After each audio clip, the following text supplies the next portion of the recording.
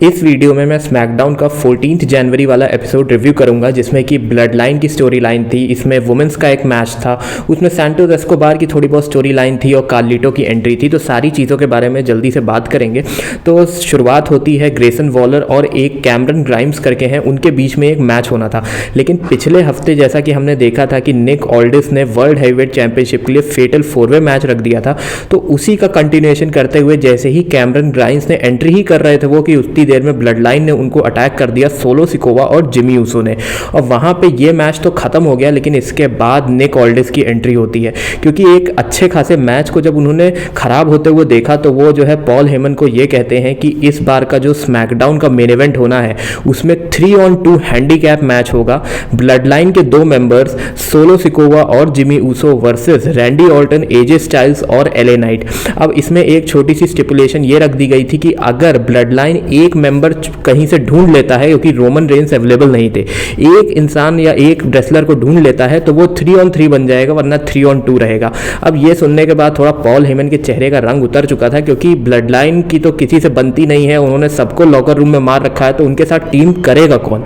बहरहाल शो आगे बढ़ता है और अब आ जाता है हमारे पास एक वुमेन्स का मैच, बेली वर्सेस बियांका ब्लेयर। अब बेली के साथ आया तो पूरा का पूरा डैमेज कंट्रोल था, 5 मेंबर्स, लेकिन उनकी हेल्प किसी ने भी नहीं करी और बेली फेयर एंड स्क्वायर ये मैच हार गई बियांका ब्लेयर के साथ। बेली ये मैच हारी, डैमेज कंट्रोल के सारे मेंबर्स जो है रिंग साइड पे ही थे, लेकिन फिर भी बेली को वो बचा नहीं पाए। अब इसके बाद कहानी में थोड़ा सा ट्विस्ट आता है जब बेली उनसे ये पूछती हैं कि उन्होंने उनकी हेल्प क्यों नहीं करी।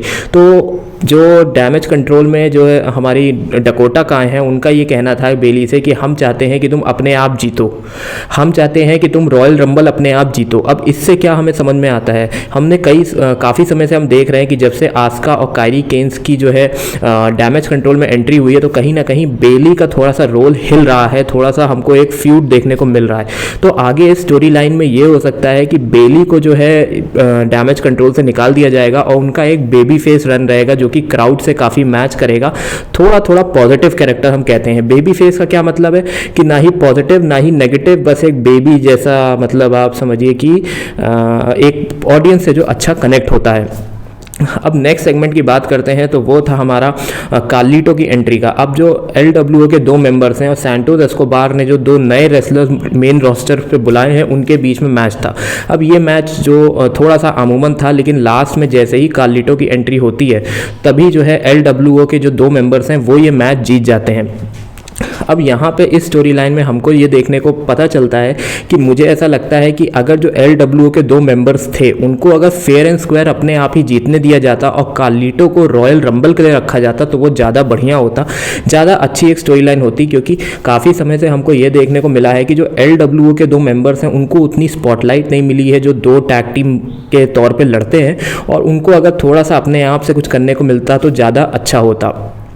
बैक स्टेज में एक यही मोमेंट दिखाया गया था जहां पे पॉल हेमन कार्लिटो के लिए एक सेब लेके आते हैं और उनको अपनी टीम में रिक्रूट करने की कोशिश करते हैं क्योंकि उनको तो एक मेंबर ढूंढना था, लेकिन कार्लिटो ने सेब तो ले लिया पर टीम तो नहीं किया।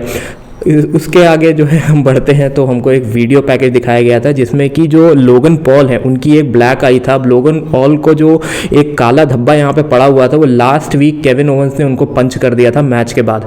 तो इस बार जो है लोगन पॉल कह रहे थे कि केविन ओवेंस को कि मैं अपने लॉयर से बात कर रहा हूँ और तुम्हारे खिलाफ केस करूँगा, तुमको कोर्ट में देखूंगा। तो केविन ओवेंस ने लोगन पॉल को नेक्स्ट वीक अपना जो उनका एक ट्रेडिशनल शो होता है KO शो, उस पर एज अ गेस्ट बुलाया है। और अब नेक्स्ट वीक हमको लोगन पॉल और केविन ओवेंस एक साथ रिंग में दिखेंगे। अब नेक्स्ट वीक की बात कर रहे हैं, थोड़ी और बातें कर लेते हैं। एक तो ये हो गया, दूसरा नेक्स्ट वीक कॉन्ट्रैक्ट साइनिंग भी है फेटल 4वे मैच वर्ल्ड हैवीवेट चैंपियनशिप के लिए, जिसमें कि LA Knight, Randy Orton, AJ Styles और रोमन रेंस कॉन्ट्रैक्ट साइन करेंगे एक ही समय एक ही रिंग में। और मेन इवेंट की बात मैं आगे वीडियो में करूंगा। तो ये हमारे छोटे मोटे सेगमेंट से जो ख़त्म हो गए, अब एक और सेगमेंट की बात कर लेते हैं, वो था बॉबी लैशली और स्ट्रीट प्रॉफिट्स का। अब पिछले हफ्ते हमने ये देखा था कि बॉबी लैशली का मैच चल रहा था और वहीं पे कैरियन क्रॉस और उनके साथ जो है 2 और मेंबर्स आए थे, उन्होंने जो है आके बॉबी लैशली और स्ट्रीट प्रॉफिट्स पे अटैक कर दिया था। तो इसी को एड्रेस करने के लिए इस बार बॉबी लैशली और स्ट्रीट प्रॉफिट्स रिंग में आते हैं और कैरियन क्रॉस को कॉल आउट करते हैं, लेकिन कैरियन क्रॉस तो नहीं आते हैं, उनके साथ एक मेंबर थे, उनकी एंट्री होती है और और एक हमको कैरियन क्रॉस का वीडियो पैकेज दिखाया जाता है जिसमें कि वो कुछ अपनी वैसे ही सिनिस्टर सी बातें कर रहे थे, थोड़ी डरावनी सी वीडियो थी। ज़्यादा कुछ तो इस सेगमेंट में नहीं हुआ, लेकिन वीडियो जो थी वो बहुत बढ़िया थी, बहुत ही अच्छा पैकेज उन्होंने बना के रखा था। तो आगे हमको ये फ्यूड भी कंटिन्यू होते हुए दिखेगा जिसमें कि बॉबी लैशली और स्ट्रीट प्रॉफिट्स कैरियन क्रॉस और उनकी टीम के साथ कुछ ना कुछ फ्यूड करते हुए हमको दिखेंगे। नेक्स्ट वीक की बात कर रहे हैं तो एक women's tag team championship next week है, जो अभी हमारी टैग टीम चैंपियन है कटाना चांस और उनके साथ की एक टैग टीम और उनके खिलाफ एक NXT की जो नई टैग टीम है उनके बीच में एक हमको नेक्स्ट वीक एक मैच देखने को मिलेगा। मेन इवेंट की बात करते हैं तो वो था Randy Orton, LA night, AJ styles versus Jimmy Uso और सोलो सिकोवा। अब उनको पार्टनर तो मिला नहीं, तो उन्होंने क्या किया कि रैंडी ऑर्टन को एंट्री के समय ही असॉल्ट कर दिया, ये सोचते हुए कि ये 2-on-2 मैच हो जाएगा।